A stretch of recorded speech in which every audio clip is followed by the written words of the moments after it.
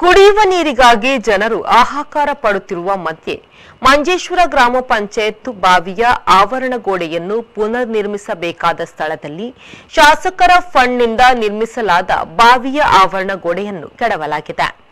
ಗುತ್ತಿಗೆದಾರನ ಈ ಎಡವಟ್ಟಿನಿಂದಾಗಿ ನೀರಿಗಾಗಿ ಆಶ್ರಯಿಸಿಕೊಂಡಿರುವ ಬಾವಿಯಿಂದ ನೀರು ತೆಗೆಯಲಾಗದೆ ಸ್ಥಳೀಯರು ಸಂಕಷ್ಟದಲ್ಲಿ ಸಿಲುಕಿದ್ದಾರೆ.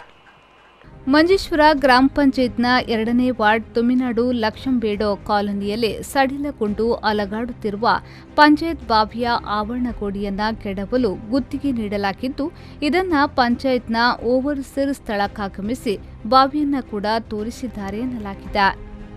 ಪರಿಶಿಷ್ಟ ಜಾತಿ ಪಂಗಡ ಸೇರಿದಂತೆ ನೂರಾರು ಕುಟುಂಬಗಳು ವಾಸಿಸುತ್ತಿರುವ ಕಾಲೋನಿ ನಿವಾಸಿಗಳು ಇದೇ ಬಾವಿಯ ನೀರನ್ನ ಆಶ್ರಯಿಸುತ್ತಿದ್ದಾರೆ. ಬುಧವಾರ ಬೆಳಿಗ್ಗೆ ನೀರಿಗಾಗಿ ಕುಟುಂಬಗಳು ತಲುಪಿದಾಗ ಬಾವಿಯನ್ನ ಕೆಡವಿ ಹಾಕಲಾಗಿತ್ತು. ಆಕ್ರೋಶಿತರಾದ ಗ್ರಾಮದ ಜನತೆ ಏನು ಮಾಡಬೇಕೆಂದು ತೋಚದೆ ಕಂಗಾಲಾಗಿದ್ದಾರೆ.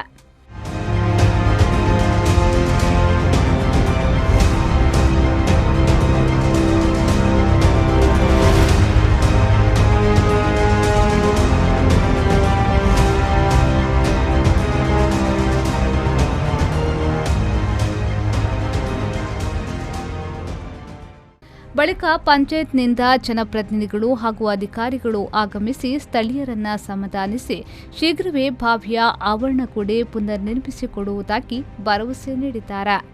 ರೆಹಮಾನ್ ಉದ್ಯಾವರ, ವಿ4 ನ್ಯೂಸ್, ಮಂಜೇಶ್ವರ.